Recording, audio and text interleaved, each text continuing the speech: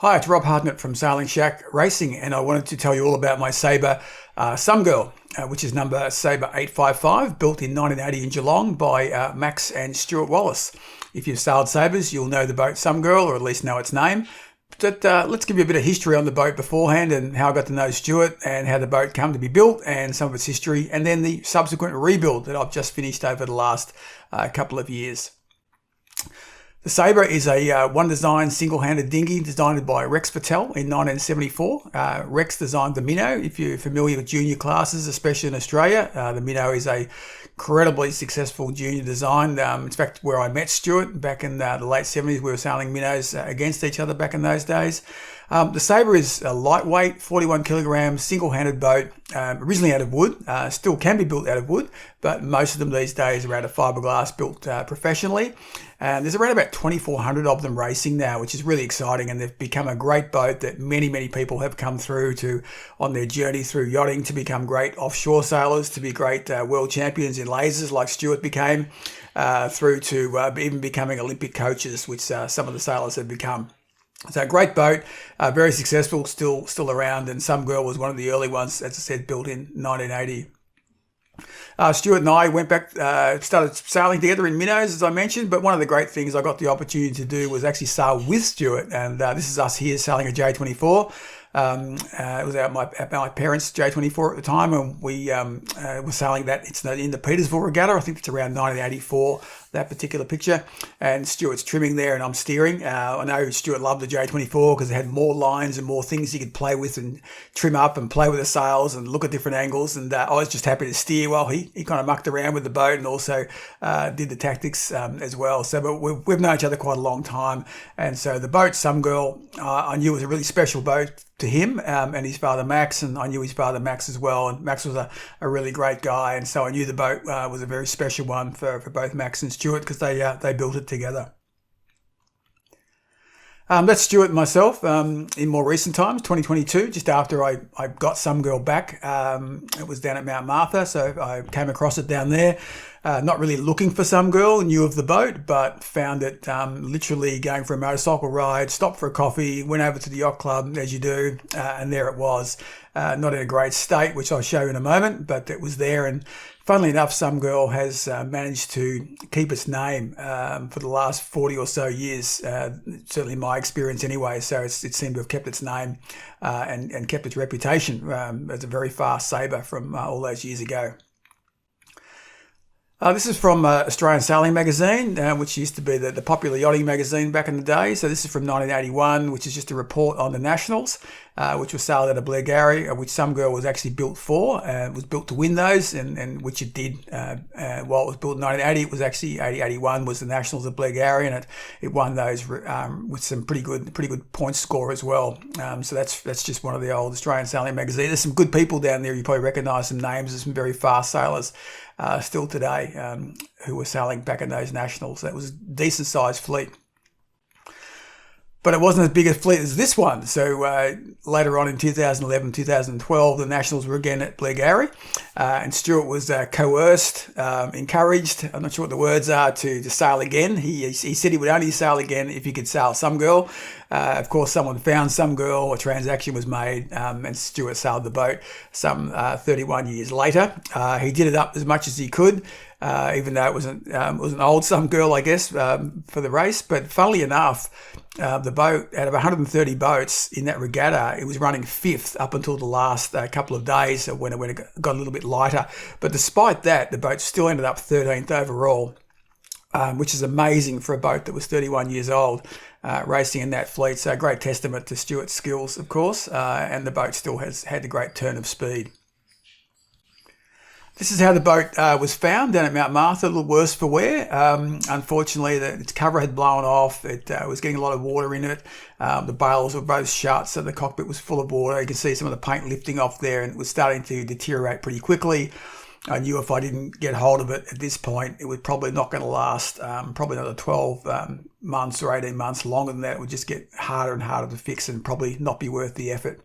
So I contacted the owner, who was really nice, and we were able to transact and get the boat back to my place.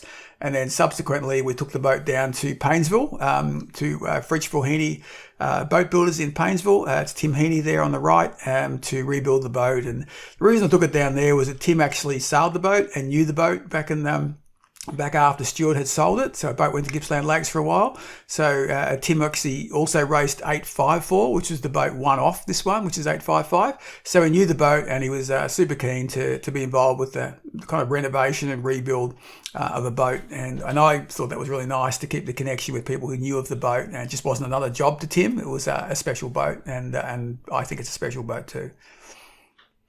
So here we are, just looking at the boat, discussing whether we do a new stern or not, which we ended up doing. So we did new decks, as you can see on the boat now. The decks have all been done, built out of Gaboon. We did the new stern, as I mentioned. And then we also did some work. Tim did some great work on the floor of the boat too, which was getting a little soft and flexing. They're built a little bit differently now. So for back in the day, we kept it, but we've just made sure the floor will keep attached and allow me to bounce around, or anyone else bounce around when we're racing it, and it'll still be really strong as well. We're still sitting on the old wooden dolly there. Mind you, when the boat was built, no one had dollies. We just had cradles, and we used to lift boats everywhere. I don't know why we didn't invent wheels back then, but dollies are a thing now.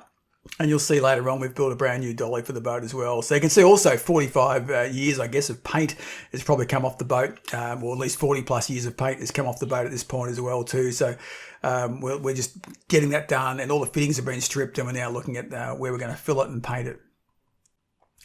This is the filling part, sort of filling it and getting it back. It's the worst part when you look at a boat like this. You kind of wonder why you're doing it, why you bought a wooden boat, but it's also part of the journey as well.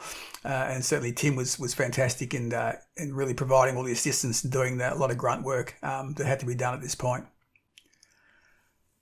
The boat is looking like a boat, so it's now starting to look like a racing Sabre again, and we took it back to its original colours of 1980. Which was a storm grey colour, and then the varnished stern, varnished decks, and you can see the undercoat going on the left-hand side, and now top coats are starting to go on the right-hand photo. Starting to look even more like a yacht, and I remember when I first went down to Tim's, hadn't been down there for 4 or 5 weeks to check on the boat. I went down there and I saw the boat as I walked into Tim's shed, and I actually thought it was another boat. I didn't even recognise it as some girl. I thought it was a new boat Tim was building for somebody else, and it just came up so great. It looks good in the photo, but it looks so much better looking at it in real time. Nothing's varnished at this point. That's about to happen. So the final coat's on the bottom, so it's all done, and it's storm grey, and it came out really well. So really happy, really impressed with the paintwork that Tim did. New stern on. We also did a new rudder box as well, because it was just, we couldn't save that. It was pretty flexy, and it had been squashed in and bent over time with the pintles, and so we decided to do a new rudder box, a new tiller which Tim built. We also got we got some new performance fittings. We're very lucky to get those, because those were super hard to get, and big shout out to Sue Sly from Sly Boat Building, who was able to secure those for us. There wasn't many around, so thanks Sue for doing that. It's Tim and I fitting up the boat now. So doing things upside down on the boat is a lot easier to do. If you're rebuilding a boat, just a quick tip, turn them upside down. You can get work done and hold nuts and with spanners and all sorts of stuff from inside when the boat's upside down. So do as much as you can upside down before you flip it. New cradle. So we did a whole new cradle with form-fitted pads, so the boat really won't move when it's on the trailer or on a dolly. So they were all built specifically to the hull shape by Tim. So another great job. Now we've got the decks are all varnished, so the varnish work came out really well. It's all out of Gaboon. It was Gaboon originally on the decks, so it was nice to retain that. Cedar and Moranti were the main structural areas of the boat when it was first built by Stuart and Max. We kept it white inside and a grey bottom, so grey bottom, which looked really nice, and the white we're going to play with varnish around the side on the cockpit, but some of the wood just had some dark colours in it, so it was much easier to paint it and keep it white and keep it nice and fresh. The thwarts on, centerboard case was all good, and we've got the main sheet block ready to go, and then we're just fitting up the chain plates and then mast step, and obviously the rudder pintles are on at this point as well. So once that was done, we took it back to Melbourne. Big shout out to Brian Carroll from Unique Sails in Paynesville, who made a really fantastic bottom cover for the boat. So that allows us to transport it and wrap it all up. And we brought it back to Melbourne to do the fit out back at my place. So fit out done a day before its first race, which was going to be the Inverloch Classic Boat Regatta in February. So all the fittings are done, tow straps are on, the lines are done. Shout out to Sly Ropes for all the ropes that they provided and all the twin lines, etc. Also a shout out to Pete Dowdney from Ron Stan, who helped me out with a lot of the fittings and ideas for the cleats. The other thing we've got on the boat, you might notice if you've got a keen eye, is it's actually a top section from a laser. The boom is a top section from a laser. So harking back to Stuart's laser days and my laser days, he felt that was a nice. The top section makes a really nice boom for a Sabre. So if you break your boom at any point, maybe have a look at the old laser top sections before they went carbon. It makes a nice boom. The new rudder is on there. And we're ready to go for a sail. So we took it for a sail and it went really well. It was really nice to sail the boat. I didn't get to sail it before doing the full rebuild, so it was really interesting doing a rebuild on a boat you've never sailed. So the boat certainly went well, and Stuart gave me some tips on how to sail it. The only leak we had in the boat was a rear baler, really old baler, so I was managed to fix that up. Then we took the boat down to Inverloch the very next day, so it was a bit of a rush, but we got down there and then Stuart dropped in. It was a good idea Stuart dropped in fact, because not only did he see the Sabre there, so some girl was down there all in its rebuilt state, but funnily enough, Stuart's old sailfish was also down there rebuilt, looking fantastic, and his old laser is at Inverloch as well. So I don't know what the connection with Stuart and Inverloch Sailing Club is, but maybe they might name a wing after him because he's got at least 3 boats down there at least once a year. So let's have a look at some other pics.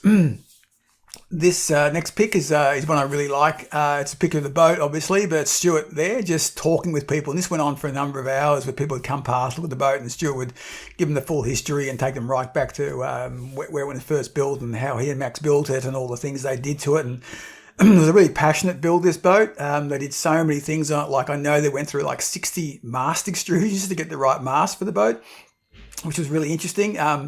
They did so much work and just sort of investigating, and I guess Stuart's father Max used to read Uffa Fox design books down at the library in Geelong and go, I wonder if we can apply that, and they'd look at the rules and look at what the regulations were and work at what they could do or they couldn't do, and I just love that passion that goes into building a boat and seeing, what can we do, what can't we do, what's our weight, what are we trying to achieve, and building a boat to actually win a regatta. And I know probably a number of you who are watching this have done that, and it's a real thrill and something you don't really get when you buy a boat off the shelf. So this is some girl on the beach at Inverloch now, thanks to Boat Names, who were really quick in getting the name done for us, which was really great and came out really nicely. Again, another picture on the beach at Inverloch. The Inverloch Classic Boat Regatta, wonderful regatta. If you've got an old Sabre, old wooden boat of any description, do make sure you get down there in February. Make sure you enter. You can find out all about it on Facebook and all the websites, but you can see all the different boats. There's a whole fleet of sailfishers, lots of Sabres down there, lots of mirrors, miracles, fireballs, VJs, skiffs, scour moths, you name it, that was wooden. You can even see some of the more classic wooden boats that are down there in the background of the photo, and Inverloch's a really fun place to be and great community of like-minded people.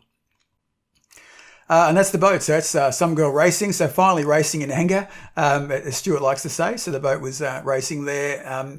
Funny thing about this centerboard that I'm holding, this is the centerboard from the boat originally. So when Max and Stuart finished building the boat in Geelong, before they went for a sail, they realised they'd actually run out of wood to do the centerboard.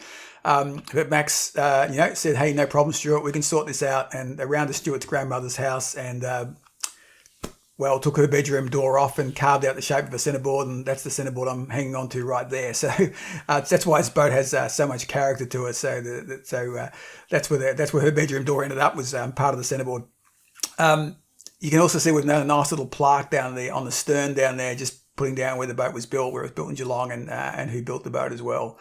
And the boat won its first race, so it's pretty exciting to get in the boat. It hadn't been obviously raced for some time, but all the rebuild's been done, and to get a nice victory first up, especially with Stuart watching, because there was no pressure, of course.